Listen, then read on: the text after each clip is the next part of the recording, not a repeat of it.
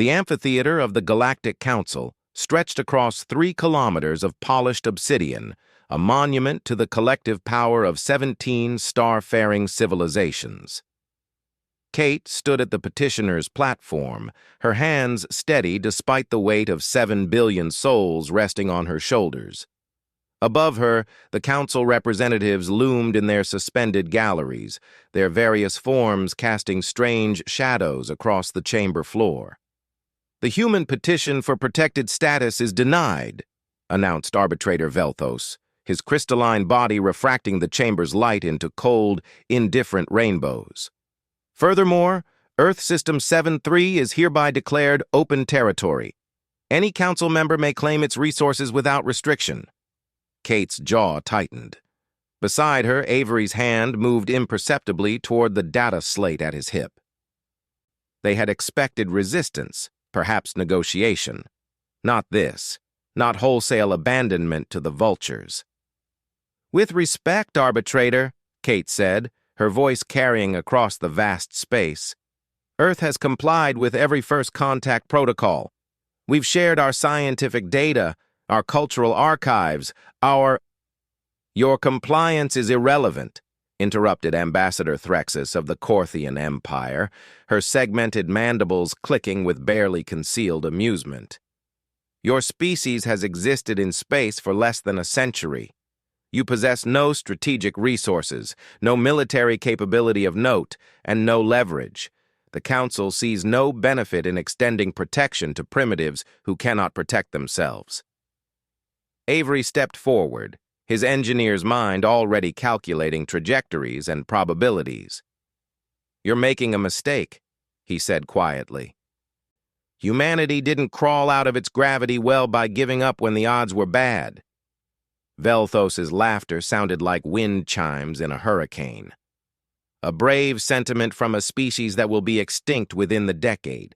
This council is adjourned." The Corthian invasion fleet arrived at Earth 6 months later. Threxus herself commanded the armada from her flagship, already composing the victory dispatch she would send to the council. Humans, she had been told, were fragile creatures, slow to adapt, quick to panic, bound by primitive notions of honor and mercy. The fleet emerged from hyperspace expecting perhaps a few desperate defense satellites, maybe some kinetic weapons platforms if the humans had been particularly industrious. Instead, they found the entire asteroid belt missing. "Scan for debris," Threxus commanded, her confidence faltering for the first time in her 3-century military career. "No debris, Commander," her tactical officer reported, confusion evident in his translated words. "The asteroids are gone. All of them." That's when the moon opened fire. Humanity had spent 6 months doing what humans do best, improvising, adapting, and building impossible things with insufficient resources. Every asteroid in the belt had been hollowed out, fitted with antimatter engines, and positioned in a 3-dimensional grid surrounding Earth's solar system.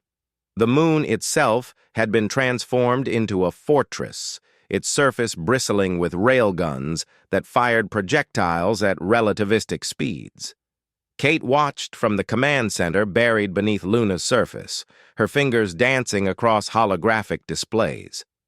Avery worked beside her, his engineering genius having turned Earth's entire solar system into a weapon. "They thought we were weak," Kate murmured, watching the Corthian fleet break apart under the relentless barrage. "They confused our desire for peace with inability to wage war." "Their mistake," Avery replied, adjusting firing solutions. "Humans have been fighting each other for 10,000 years. We're very, very good at it." The battle lasted 17 minutes. Not a single Corthian ship escaped. The Galactic Council reconvened in emergency session 3 days later. This time, there was no laughter, no dismissive mandible clicking. The chamber filled with shocked silence as Kate uploaded the battle footage for all to witness. "You weaponized your entire star system in 6 months?" Velthos's voice had lost its mocking edge. That's impossible." "Impossible is just a challenge humans haven't solved yet," Kate replied. "But we're not here to gloat. We're here to establish new terms."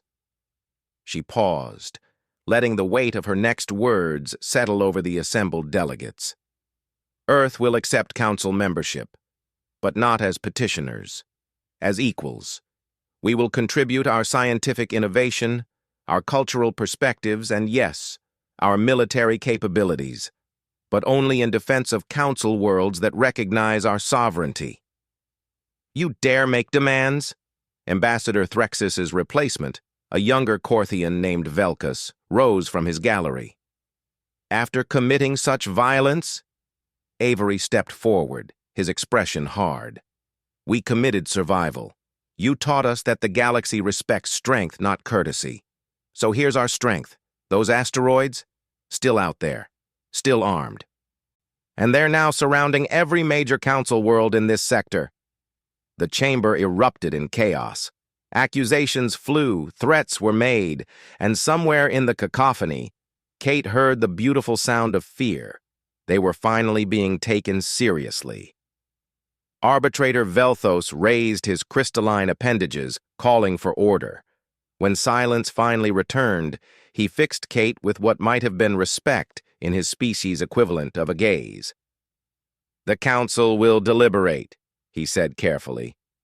"But I suspect we will find your terms acceptable." 3 years later, Kate stood on the observation deck of humanity's first deep space embassy, watching ships from 100 worlds navigate the busy space lanes around Earth. The planet that had once been dismissed as primitive now served as a hub for technological innovation.